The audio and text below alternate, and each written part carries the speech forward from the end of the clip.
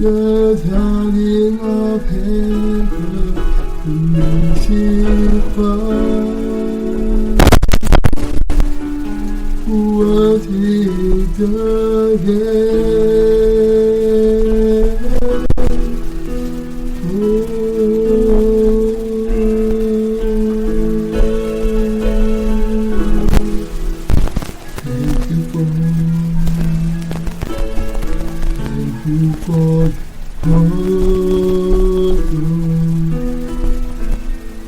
Thank you for the price you paid.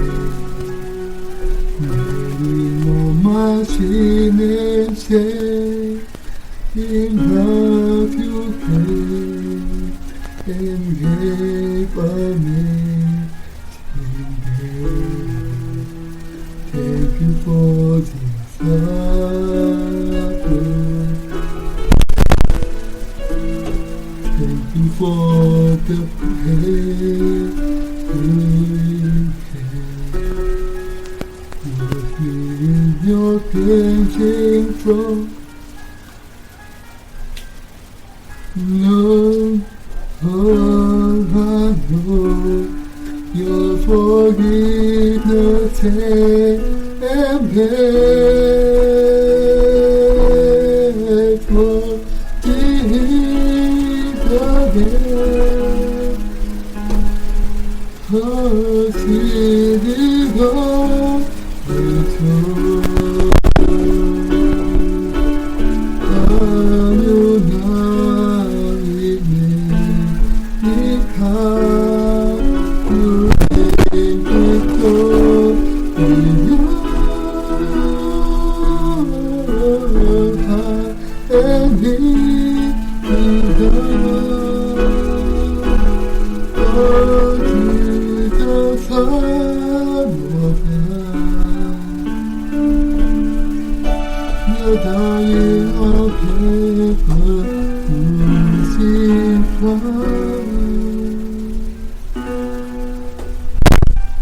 What is the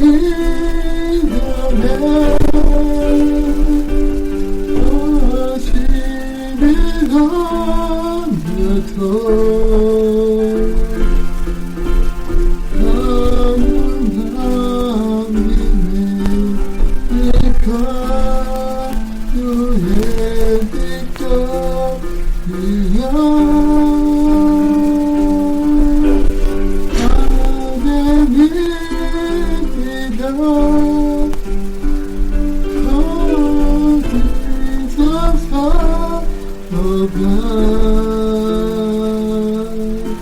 the dawning of heaven crucified, what did we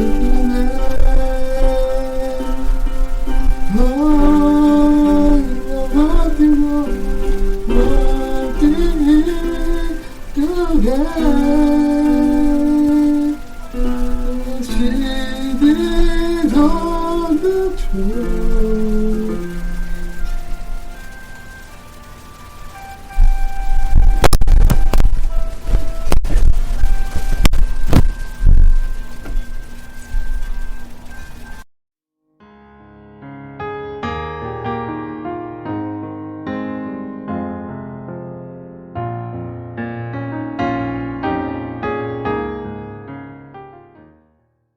Semua darah yang ada di tubuhnya.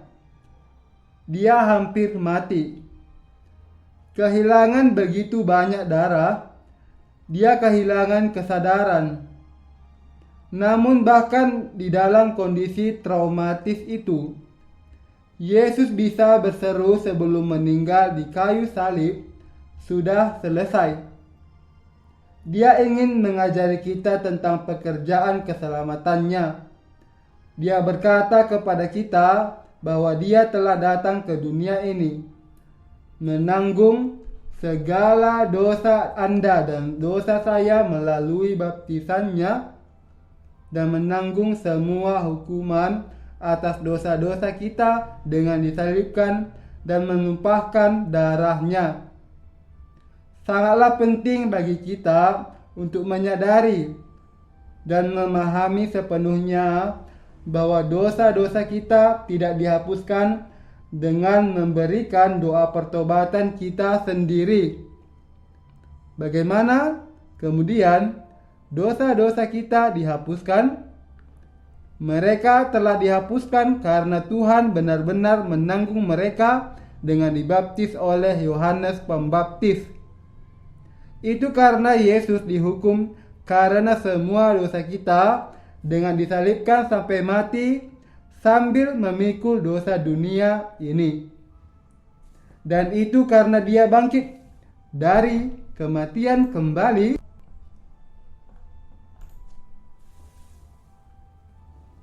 dan dengan demikian telah menjadi juru selamat sejati kita.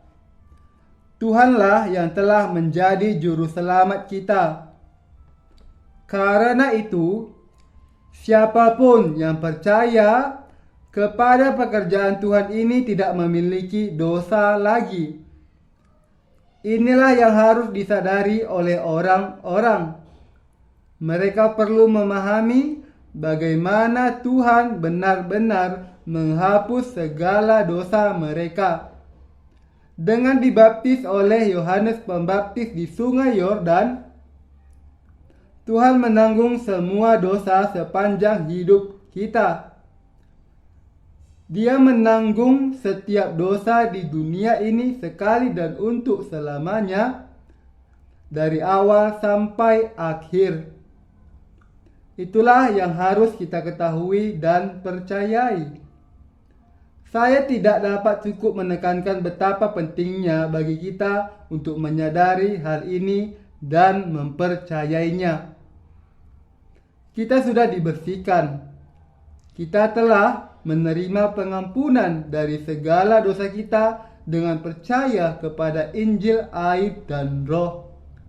Namun, saat kita melanjutkan hidup kita masih terus berbuat dosa. Tetapi semua dosa ini juga telah dibasuh oleh Tuhan. Sama seperti Tuhan membasuh kaki Petrus dan juga kaki murid-murid lainnya, Tuhan menanggung semua dosa pribadi kita juga ketika Dia dibaptis oleh Yohanes Pembaptis. Dia kemudian dihukum karena semua dosa kita dengan disalibkan dan bangkit dari kematian kembali Dia telah membuat kita utuh selamanya. Oleh karena itu, semua dosa Anda telah dihapuskan. Itulah mengapa Petrus bisa menjadi murid utama Tuhan. Karena Tuhan menghapuskan semua dosa Petrus dan mengasihinya sampai akhir, Petrus juga bisa mengasihi Tuhan sampai akhir. Meskipun dia telah menyangkal Yesus 3 kali ketika Yesus diinterogasi di pengadilan Pilatus sebelum penyalibannya. Jadi, ketika ditanya oleh Tuhan apakah dia mengasihi dia, Petrus memberitahu dia bahwa dia tahu bahwa dia mengasihi dia. Petrus tidak dapat menahan diri untuk tidak mengasihi Tuhan, karena Tuhan mengasihi dia dari awal sampai akhir. Anda dan saya juga telah menerima kasih seperti itu dari Tuhan. Namun, beberapa orang masih salah berpikir, "Saya tidak tahu tentang dosa ini. Ini sangat keji, bahkan saya tidak bisa memaafkan diri saya sendiri." Yesus tidak mungkin menghapus dosa yang begitu mengerikan.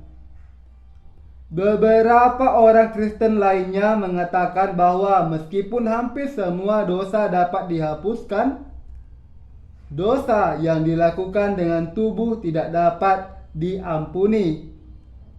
Tetapi di manakah hal seperti itu tertulis di Alkitab?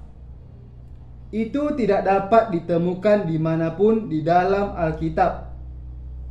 Meskipun demikian, beberapa pendeta masih menganggap bahwa sementara setiap dosa lainnya dapat dihapuskan, dosa perzinahan tidak dapat diampuni.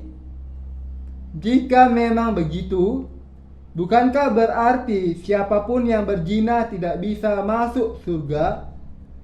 Bukankah ini menyiratkan bahwa tidak ada pengampunan penuh atas dosa?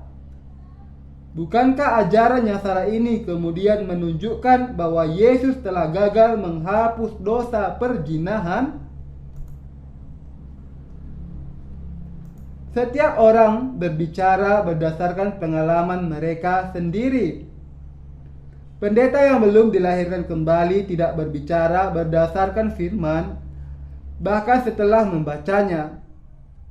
Baik pengkhotbah dan pendengar firman harus berbicara berdasarkan firman Allah ini. Hanya dengan begitu mereka dapat berbagi persekutuan yang berarti, menanamkan firman di dalam hati, dan menemukan jawaban atas pertanyaan-pertanyaan dengan iman. Namun, mereka yang tidak mengetahui Injil air dan Roh mengatakan bahwa sementara setiap dosa lainnya dapat diampuni, dosa perzinahan tidak dapat diampuni atau disingkirkan. Ini, rekan seiman terkasih, sepenuhnya salah. Tuhan telah menghapus setiap dosa, apapun jenisnya. Tidak ada satu dosa pun di dunia ini yang tidak Tuhan hapuskan. Dia telah menghapus semua dosa yang dilakukan dengan tubuh kita. Namun, ada satu dosa yang tidak bisa diampuni. Apa dosa ini? Itu adalah dosa menghujat Roh Kudus. Dosa ini dilakukan ketika seseorang menyangka bahwa Tuhan datang ke dunia ini menjelma di dalam daging manusia, menanggung dosa umat manusia dengan dibaptis oleh Yohanes Pembaptis, mencurahkan darah hidupnya sampai mati di kayu salib, bangkit dari kematian, dan dengan demikian telah menjadi juru selamat kita yang kekal. Dosa ini tidak bisa diampuni. Mereka yang menyangkal Injil air dan Roh selamanya tidak dapat menerima pengampunan dosa. Bahkan ketika mereka mendengar Injil air dan Roh, mereka terus menyangkal bahwa Yesus menanggung dosa mereka ketika ia dibaptis. dan mereka menganggap bahwa pengampunan dosa diterima dengan mempersembahkan doa pertobatan mereka sendiri. Ini adalah tindakan jahat mengubah kitab suci. Itu adalah tindakan yang membatalkan pekerjaan Tuhan dan merusaknya. Itulah mengapa mereka yang percaya hanya kepada darah Yesus di kayu salib untuk keselamatan tidak dapat menerima pengampunan dosa. Itu karena mereka telah jatuh ke dalam kesalahan besar. Orang-orang seperti itu tidak dapat diampuni dari dosa-dosanya. Mengapa? Itu karena mereka tidak percaya kepada apa yang Tuhan telah lakukan untuk mereka. Itu karena mereka membatalkan pekerjaan keselamatan yang dilakukan oleh Tuhan yang kudus. Dan itu karena mereka menginjak pekerjaan keselamatan Tuhan, tidak percaya atau menerimanya. Itulah mengapa mereka tidak bisa diampuni. Kecuali dosa ini, setiap dosa lainnya bisa diampuni. Biarkan saya jelaskan sekali lagi. Beberapa orang Kristen memiliki interpretasi yang berbeda tentang apa yang dimaksud dengan dosa penghujatan Roh Kudus dan menyatakan ketika orang percaya berbicara di dalam bahasa roh dan mengusir setan, ini adalah pekerjaan Roh Kudus. Menolak ajaran ini atau menentangnya adalah dosa menghujat Roh Kudus. Jadi dosa ini tidak bisa diampuni. Banyak orang Kristen yang salah tafsir. Meskipun demikian, ini bukanlah dosa menghujat Roh Kudus. Hal-hal seperti itu bukanlah pekerjaan Roh Kudus, dan oleh karena itu, menentang ajaran palsu tersebut bukanlah dosa menghujat Roh Kudus. Apakah pekerjaan Roh Kudus yang sebenarnya? Ini adalah kenyataan Alkitabiah bahwa untuk menyelamatkan kita dari dosa-dosa kita, Tuhan lahir di dunia ini dari tubuh Maria, menanggung dosa-dosa kita dengan dibaptis oleh Yohanes Pembaptis, mencurahkan darah sampai mati di kayu salib sambil memikul dosa dunia, dan bangkit dari kematian lagi. Yesus melalui ini telah menjadi juru selamat kita. Ini adalah pekerjaan Roh Kudus. Itu adalah pekerjaan Allah. Oleh karena itu, siapapun yang menyangkal pekerjaan Allah ini tidak dapat menerima pengampunan dosa di dunia ini atau di masa depan. Jadi, bagaimana kita harus mengikuti Tuhan untuk menjadi pekerja yang diakuinya? Mari kita membuka Yohanes 15 ayat 3 sampai 4. Kamu memang sudah bersih karena firman yang telah kukatakan kepadamu. Tinggallah di dalam aku dan aku di dalam kamu. Sama seperti ranting tidak dapat berbuah dari dirinya sendiri kalau ia tidak tinggal kepada pokok anggur, demikian juga kamu tidak berbuah jikalau kamu tidak tinggal di dalam aku. Tuhan berkata dengan jelas di sini bahwa kita sudah bersih karena firman yang telah Dia ucapkan kepada kita. Di sini, di dalam Yohanes pasal 15, Tuhan memberitahu kita bahwa kita telah dibersihkan oleh pekerjaan keselamatannya. Pengampunan dosa diterima dengan percaya kepada firman Allah.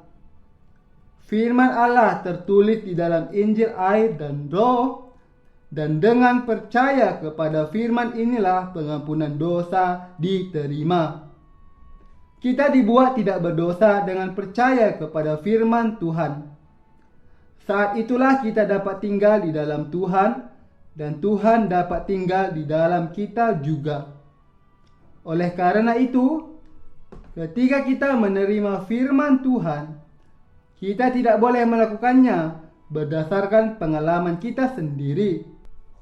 Ketika kita menerimanya persis seperti yang tertulis, maka kita menerima pengampunan dosa. Ketika Anda mendengar firman Injil air dan roh, yang harus Anda lakukan hanyalah mengatakan ya pada firman ini dan menerimanya ke dalam hati Anda dengan amin. Saat itulah Anda menerima pengampunan dosa. Alkitab berkata, jadi iman timbul dari pendengaran dan pendengaran oleh firman Kristus. Roma 10 ayat 17. Iman memang datang dari pendengaran dan pendengaran oleh firman Allah. Bagaimana kita tinggal di dalam Tuhan? Kita tinggal di dalam Tuhan dengan percaya kepada firman-Nya.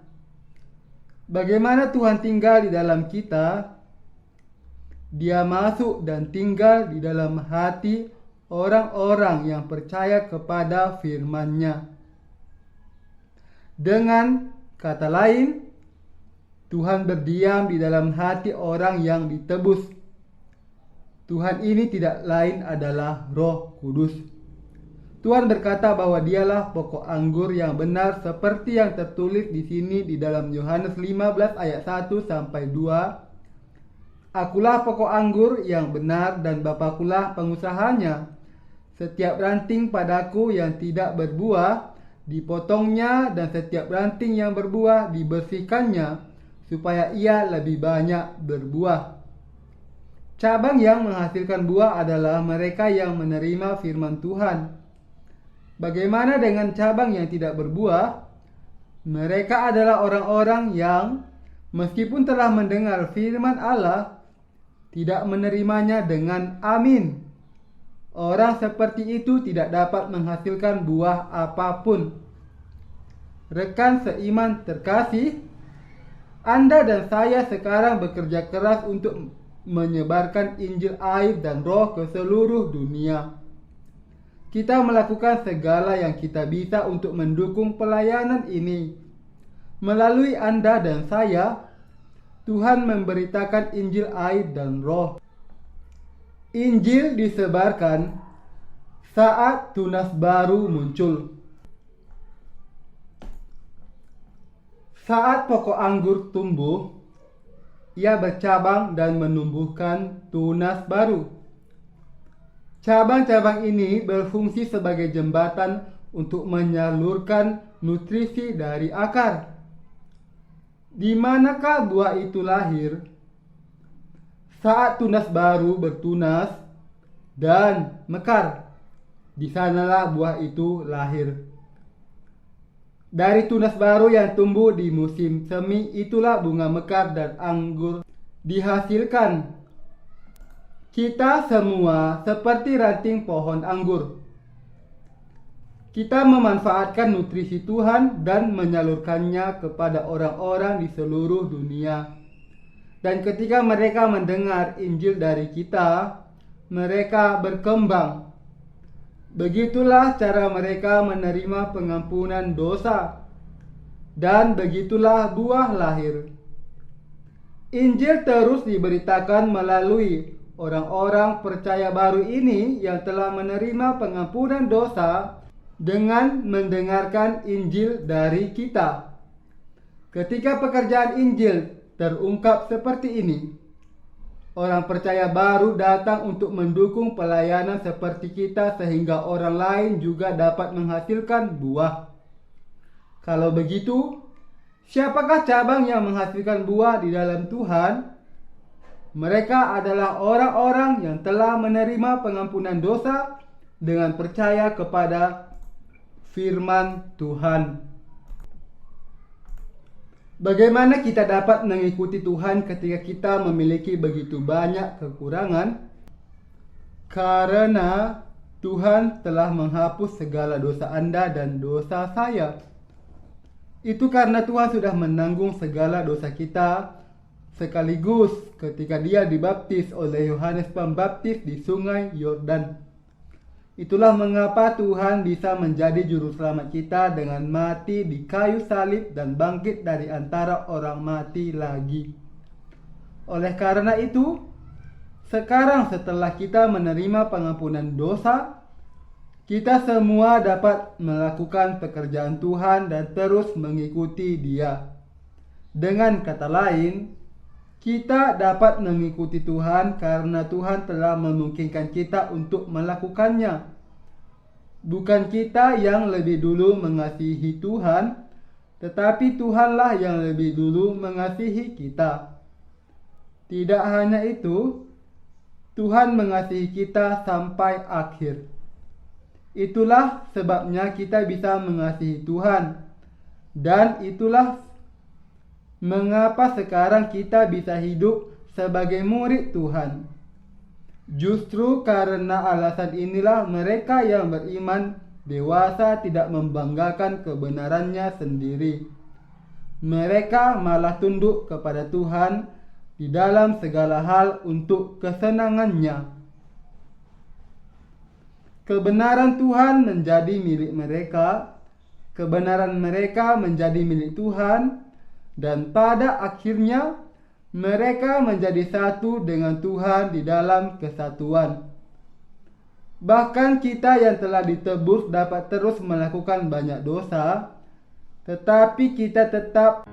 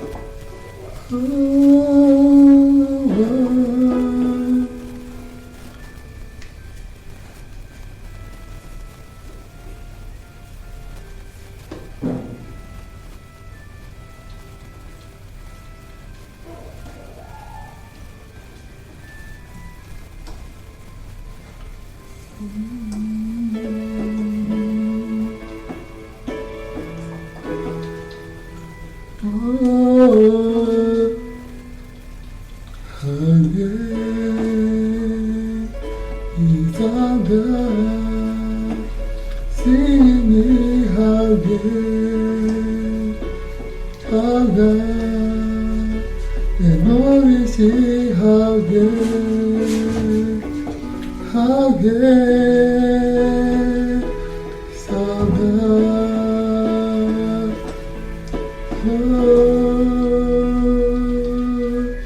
how good, Saga, see me how good, Saga. Always see how good,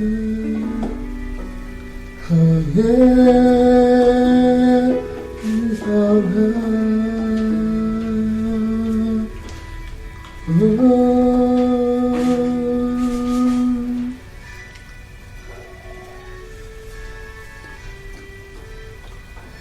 Come, Holy Spirit, follow me now. I need your anointed, come with your power.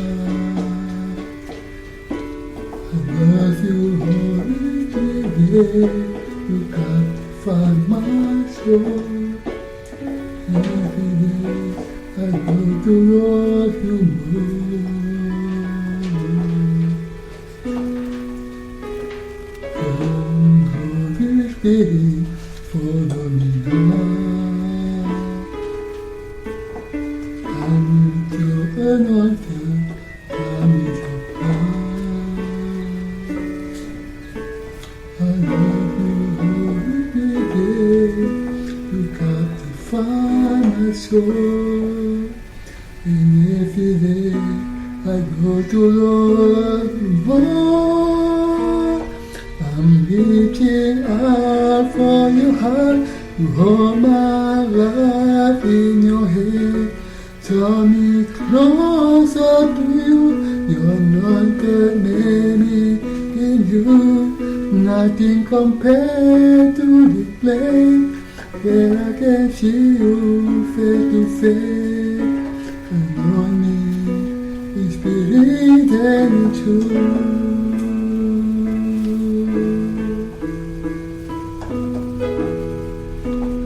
Come, Holy Spirit, follow me now.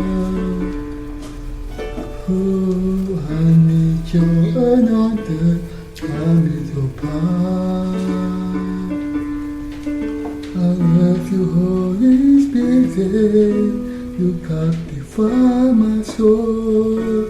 And every day I go to love you more.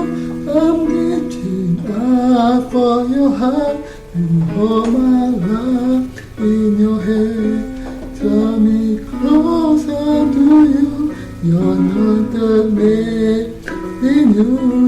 Nothing compared to this place where I can see you face to face. Anoint me in spirit and in truth.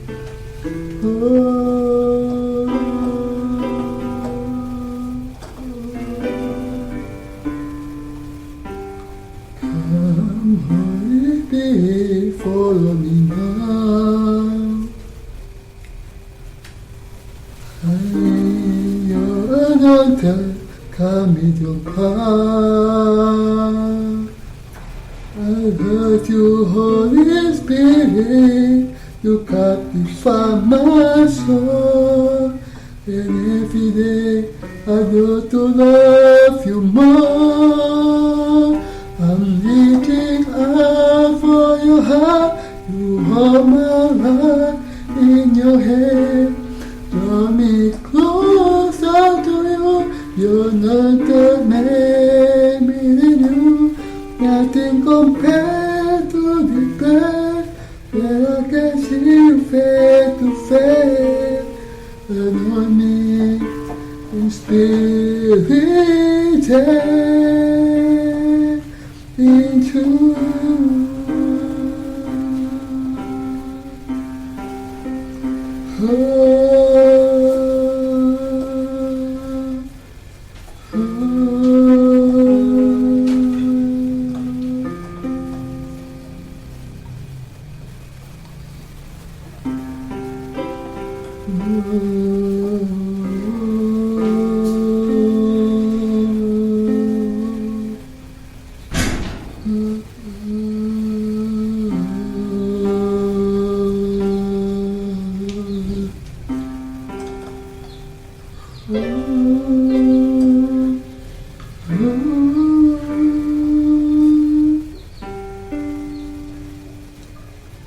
I'm reaching out for your heart. You hold my love in your hand. Draw me closer to you. You're not that many in you. Nothing compared to this place where I can see you face to face. And only is being written into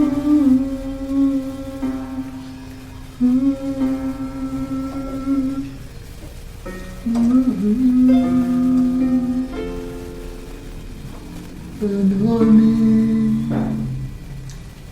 is written